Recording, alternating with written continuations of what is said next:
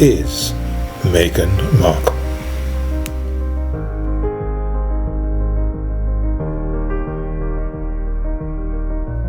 Hi, this is Gary Edward Gedall, psychologist, psychotherapist, looking at who is Meghan Markle. So, we have been looking at Meghan and her parents. We've looked at a case study where I hope that I've shown how Meghan and also Harry might have idealised their mothers and distanced themselves from their fathers. So to continue after the case study, which I hope you've watched as it's really good. If you have, then you'll know exactly what I'm talking about. Otherwise, you'll just have to wing it and catch up as I go along. I believe that Meghan never really appreciated her father, and I will add that neither did Harry appreciate Charles as much as he should have. It was just someone who was there, the real person, and yet the person who's always been wonderful has been her mother. But her mother, in reality, from my point of view, has always been woefully absent. Now, I'm not saying, just like my patient's mother, who was bipolar, and like Harry's mother, Diana, who was in many ways a wonderful person, I'm not saying that these were not good people. What I'm saying is that because of life circumstances, they had not been available to be mothers in the classic sense of being around all the time. Because when you're around somebody all the time, then you also have to do what I call the nasty bits. You have to do the discipline. You have to say no. You have to sit with them when they learn their vocabulary, calculate their maths homework, or practice their instrument. One can't constantly say yes to a child. We just can't do it. And those responsibilities were left to the father of my patient, to Thomas, and to some degree to Charles.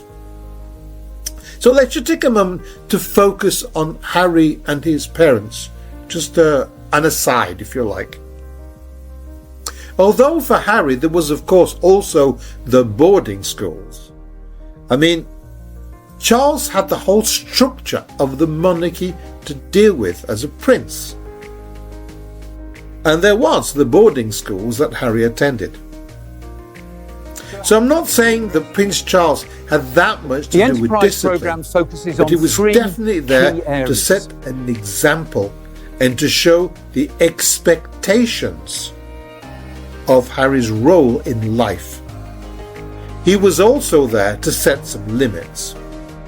But Diana, the good one, the angel, who would appear from time to time, unfortunately for Harry, disappeared totally. So nothing tarnished her image.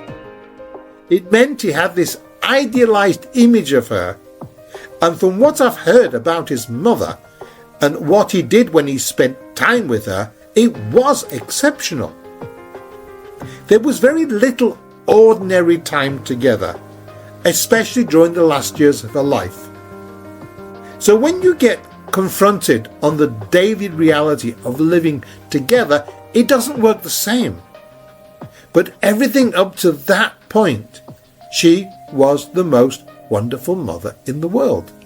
And this, from my appreciation, was very similar to Meghan's relationship with her mother. Her complicity and generosity and charity and all those wonderful things. And I'm definitely not saying she's a bad person. What I'm saying is that Meghan's relationship with her parents, I believe, has been coloured by this idea that her mother is wonderful and her father is boring and uninteresting and not very capable. Even though he spent a fortune on her and time and energy, he had a good job and lots of money, but yet he went bankrupt. So, okay, maybe he wasn't too good at dealing with money, but somewhere along the line, I believe Meghan benefited a lot from that money. Although I'm not saying that his other children didn't. I'm not going there, but I'm saying that I think she might have actually benefited more than the other two. I won't go into details because I don't have them. Also, I'm not saying that he didn't benefit either.